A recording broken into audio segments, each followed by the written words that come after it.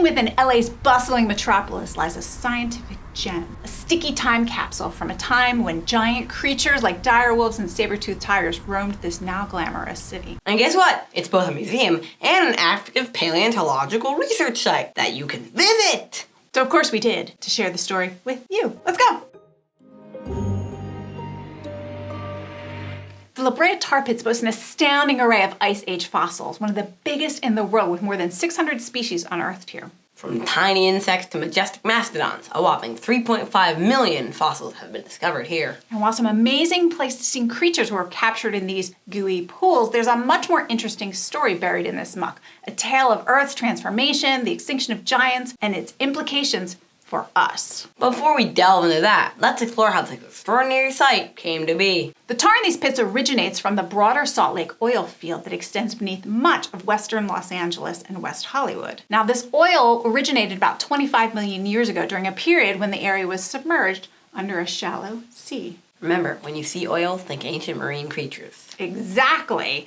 That shallow sea was teeming with life, including microscopic plankton. And as the plankton died, they settled on the seabed, becoming buried in layers of mud for millions and millions of years, and with time and with pressure, eventually transformed into oil. Now fast forward to about 5 million years ago, and tectonic activity uplifted the region, and faulting caused folds called anticlines that trapped these oil-bearing sediments. And eventually, this oil seeped through the little cracks and fissures in the Earth's crust, like the 6th Street fault that exists below the current location of the tar pits.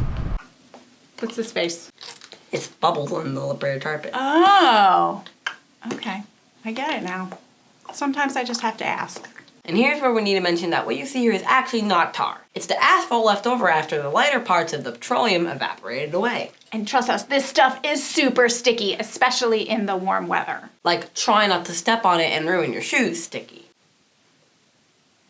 In fact, the material is so sticky it was used by local Native Americans as glue and waterproofing for items like baskets and canoes, and then later by Westerners as asphalt for roofing and even as fuel. And certainly these people found bones in the asphalt deposits, but there's no record that anyone thought they were anything but unlucky cattle that fell into the pits. Until 1875, when William Denton first mentioned the presence of extinct fauna at what was then called Rancho La Brea. But somehow no one really seemed to notice or follow up on these fossils. Until then, 1901, when they were recognized again as the remains of extinct animals by LA geologist W.W. Orcutt.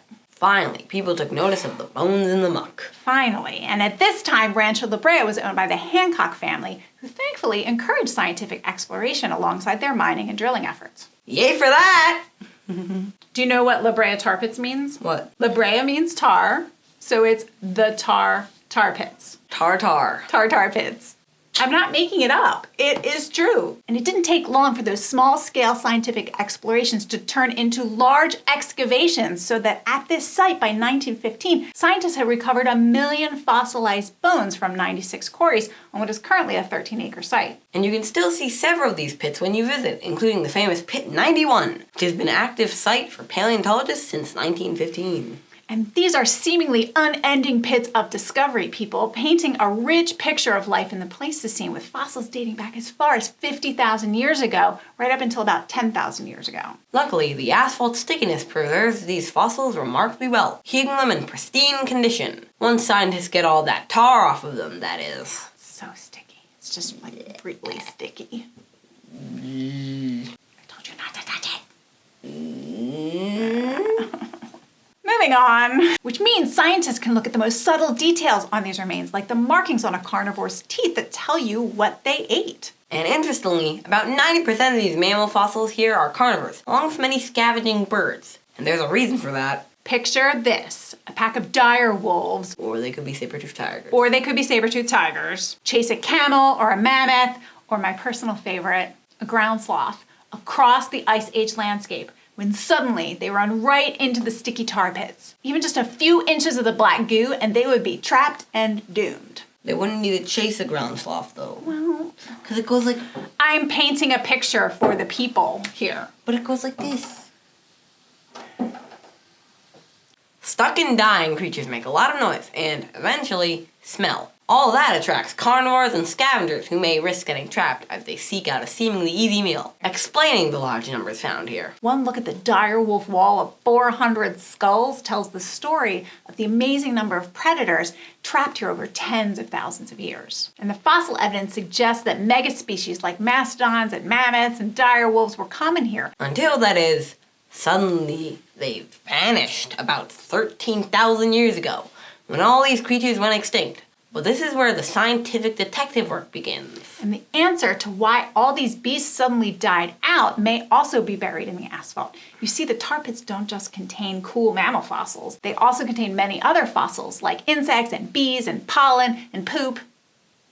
This place isn't unique just because of the megafauna, which are arguably amazing. It's one of the few places in the world where you can see the entire ecosystem recorded in the asphalt. And that tells us some very interesting things. Now, to understand what happened to the megafauna, researchers have examined these fossils alongside information about climate and pollen and fire events in this area. And the scientists suggest that these creatures most likely went extinct from a dangerous combination of human activities layered on top of climate change. Sound familiar? About the time these Ice Age megafauna went extinct, we know the number of human inhabitants began to increase dramatically in Southern California. This increase in the human population was happening alongside a period of severe drought and warming temperatures. It all turned out to be a deadly combination for these creatures. As all the plant food burned, herbivore numbers shrank first, followed by the carnivores as their reliable sources of prey dwindled.